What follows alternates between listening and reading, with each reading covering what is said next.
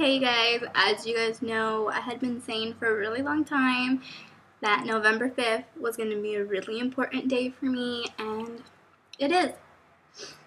Ugh, itchy nose. Okay, 3 years ago on November 5th, I was admitted into a hospital for attempted suicide. I actually haven't told many people about that. That's because I was really embarrassed that I had hit that point in my life. I was embarrassed of all the things that I was going through, and I didn't like letting people in.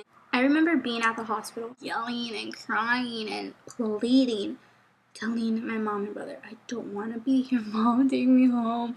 And if my mom was like, no, I'd be like, Jessie, please tell her I want to go home. I don't want to be here. I'm not crazy. You literally think of all the stuff you've seen on TV, the crazy things that happen, and you hear all these other stories, and you're just like, I don't want to be here. I'm not like that. Anyway, and I was like, no, I did not want to be there. I swear I did not want to be there. No part of me wanted it. I heard myself cry, and then I heard some other girl crying, and I heard some guy like saying, I don't want to be here. And I was like, wanted to break down even more. I was like, I was scared. And I remember going, and the guy nurse checked my bag, and he took the stuff that needed to be taken, and he literally like was like, your room's down there, your roommate so and so, have a good night. I was like, thanks. And throughout the day you have breakfast, lunch, dinner, and every day is the same routine except on weekends. On weekends you have visiting hours, which is twice a day for an hour. You have breakfast, lunch, and dinner. You have visiting hours, of course, and then you have like your weighing and stuff. But you have groups every hour. You're constantly doing stuff. And then we have like the silent time where you go to your room and you read and you write. You keep to yourself. That's the schedule for the weekends.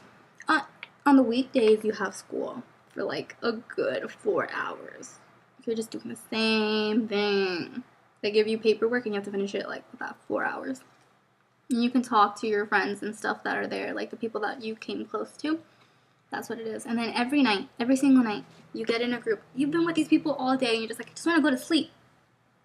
Get in a group and every night it's a different topic. Like, well, I heard you guys had this group. How was it? And what did you take from it? Had me fill out these papers.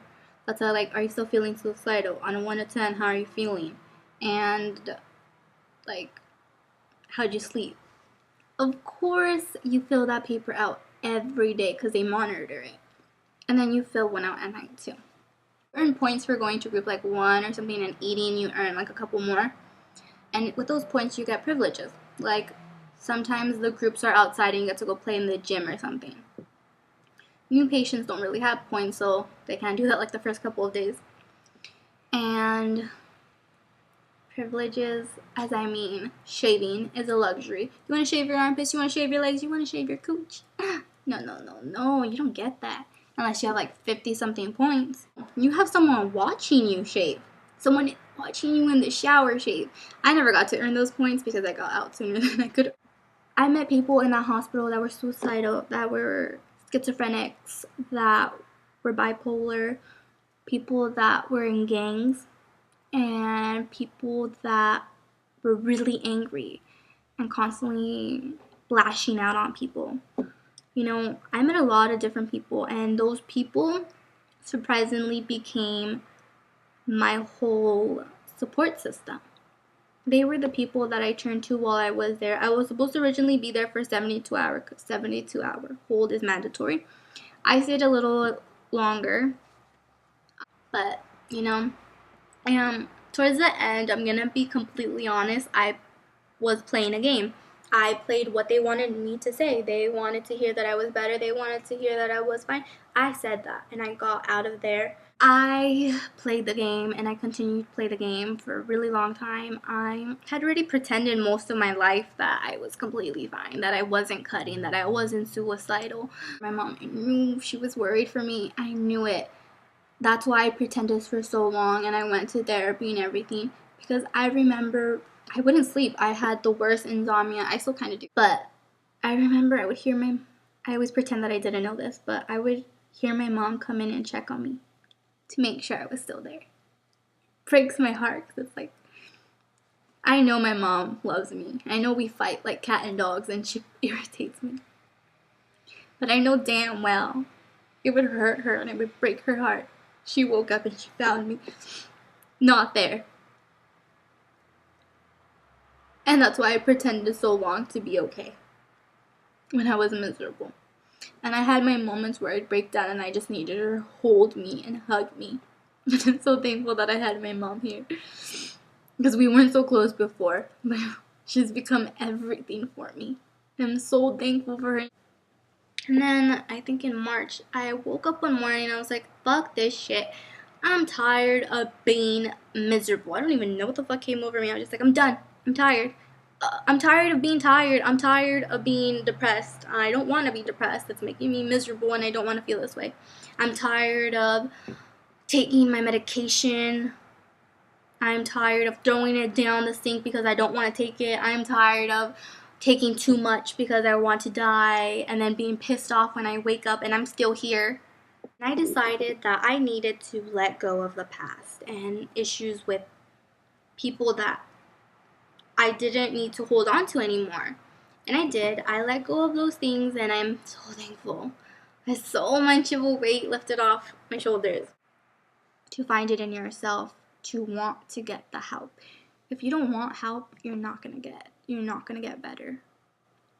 Because I didn't want help and that's why I didn't get better. I went to a couple of groups that were interesting and literally one of the groups literally still sticks with me today because it's something that helps me through everything. The counselor was all like, okay, think of the last moment that you were really happy. I was 5 years old. That was the last time I remember truly being happy. I was 5 years old playing Loteria, the card bingo game, with my dad and my brother and his wife. And I won. I won Loteria. My winning card was La Luna card. And I was like, that was my moment. That was the moment I was the happiest I had ever really been. Since then, moons, just moons, periods, or crescent moons always meant something so much to me because that was me holding on to hope. That was me thinking back to that memory and being happy. Just thinking of that memory made me really happy. It didn't make me upset that I wasn't happy at that moment. It just made me happy that I could feel that, and one day I hoped to feel that, and that's why moons always felt so calming to me and stuff.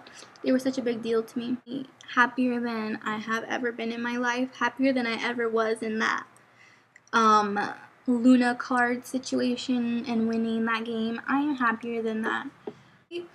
But I feel like I've become exactly who I've always wanted to be. I'm genuinely happy and I feel human.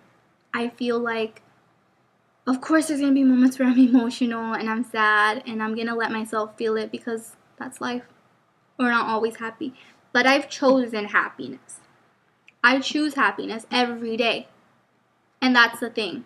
I'm going to choose happiness for the rest of my life. I'm not going to let myself be miserable. I work. I go to school. And it's crazy because I have the most crazy ambition I have ever had in my life. I want to do so many things in life, and it's not me being confused or lost. It's that I don't want to just do one thing with my life. I want to do so many other things. I want to do everything I possibly can before I die. And it's crazy because I never think this was ever going to be how I would be. And I'm happy that this is how I am. I'm happy that I am exactly where I am. And I am happy that this is me. This is me. I'm happy for that. And I can't keep saying I'm happy, but I am. I don't think anybody understands that. I'm really happy. And I left the hospital. I was like, 3 years from now I'm gonna be 18 and I'm gonna be here still. And sure enough, I'm here. I'm breathing, but I'm not just breathing and here. I am breathing and I am happy. I am no longer suicidal and I am completely well. I am well.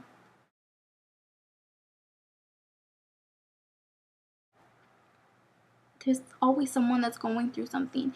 And I know that people will say, oh, well, there's people that are going through worse stuff. Yeah, there are people going through worse stuff, but that does not make their issue any less of a problem.